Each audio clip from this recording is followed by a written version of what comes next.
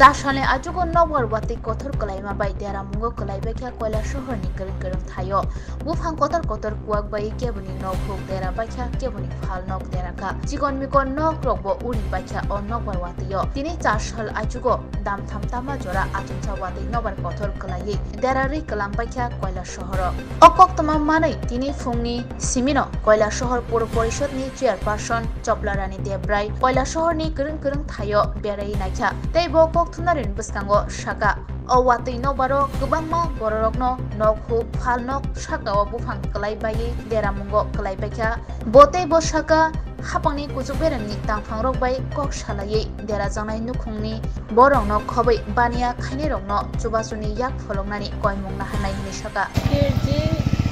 মানুষের সারা কুলাশ্বরের যে অবস্থা জানি না অন্য জায়গায় কিছু হয়েছে কিনা কিন্তু আমাদের কুলাশ্বরের যা আজকে আমি ঘুম থেকে উঠে রাত্রে তো নিজেই উপভোগ করছি সেটা যেটা রাত্রে ঘুমাতে পারি নাই এমন আমার এই লাইফে এই প্রথম এই ধরনের শিলাবৃষ্টি তুফান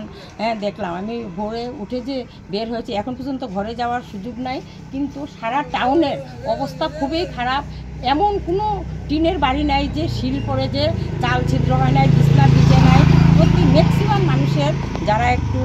দরিদ্র শ্রেণী আছে বা যাদের টিনের ঘর মানে একটু দুর্বল ঘরের অবস্থা কোনো বাড়ি এই তুফান থেকে এই শিলাবৃষ্টি থেকে রেহাই পায় নাই আমাদের ফরেস্ট অফিসের রোডে যেখানে মূর্তির ঘরটর আছে এখানে বট গাছ পড়ে কারেন্টের তারের মধ্যে একদম গাড়ি ঘোড়া আসা যাওয়া করতে পারতেছে না ভীষণ খারাপ অবস্থা সারা কুলেশ্বরেরই অবস্থা খুবই খারাপ অনেক জায়গায় আমি পিডব্লিউ এক্সিকিউটিভ ইঞ্জিনিয়ারের সাথে কথা বলছি ফরেস্টের সাথে কথা বলছি তারা সাহায্য করছে বলবে কিন্তু ঘুম থেকে মানুষ প্রত্যেকটা মানুষ নিজ কাজে নিজের সুবিধার জন্য রাস্তায় বেরিয়ে পড়ছে ওরা নিজেরাই নিজেদের কাজ করে রাস্তা চলার ব্যবস্থা করছে এটা আমি কুলেশ্বরবাসীকে অনেক ধন্যবাদ দিচ্ছি যে তারা অন্যদের পরিষেবার অবকাশ না নিয়ে তারা নিজেরাই যে রাস্তায় নেমে পড়ছে প্রত্যেকের সাহায্য করছে এবং রাস্তায় নেমে কাজ করছে এখন পর্যন্ত কোন ওয়ার্ডে আপনি গেছেন আর কোন ওয়ার্ডের অবস্থা বেশি খারাপ বলে মনে হয় আমি কালীপুর গিয়েছি তারপর এদিকে পদ্মের পাড় গোবিন্দপুর ফরেস্ট অফিস রোড তারপরে দুর্গাপুর থেকে আরম্ভ করে সবথেকে বেশি খারাপ অবস্থা আমি ফরেস্টের রোডের এই জায়গাতেই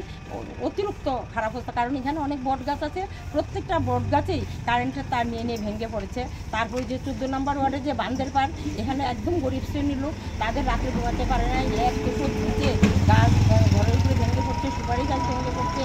মানে সাংঘাতিক খারাপ অবস্থা সুব্রত রুদ্রপাল বাসা কোন জায়গা শ্রীরামপুর কি হয়েছে বলুন তো ওই তো কালকে তুফান দিয়েছে ভোরবেলা হ্যাঁ ওই তুফানে এইসব করছে মানে এই এটা আপনার কি দোকান আমার দোকানটা কেমন ক্ষয়ক্ষতি হয়েছে বলে মনে হয় 1.5 লাখ টাকা তো নষ্ট হয়ে জিনিসপত্র নষ্ট হয়েছে দায়িত্ব মেশিন জল পড়ছে এখন পর্যন্ত মহকুমার তরফ থেকে কোনো সরকারি আধিকারিক বা জনপ্রতিনিধি কেউ এসেছিলেন পুরো পরিষদ গিয়া চেয়ারম্যানে গেছিলাম দেওয়া গেছে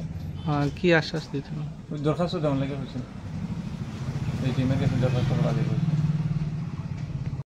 কি মিঠু দাস বাসা কোন জায়গায় কি হয়েছে কালকে রাত 3:30টার দিকে তুফান বৃষ্টি গাছ পড়ছে দোকানের উপরে এই যে দোকানটা দেখা যাচ্ছে ওই দোকানটা মোটামুটি কত টাকার জিনিস ছিল ভিতরে তো 70-80 তো এখন পর্যন্ত মানে প্রশাসনের তরফ থেকে কেউ আইসেন না এখনো আইসে চেয়ারম্যান পরিষদ থেকে চেয়ারম্যান কি দাবি জানাইছো চেয়ারম্যান বলছিলেন যে ফটো ওনার কাছে পাঠানোর জন্য চেষ্টা করছে কী করা যায় ক্ষতিপূরণ করতে কিভাবে হয়েছে এটা সকালে দোকানে এরকম কেমন ক্ষয়ক্ষতি হয়েছে বললে মনে হয় 1.5 থেকে 2 লাখ কি ছিল এটার ভিতরে মেশিন আছে মূর্তি আসলো ঘরে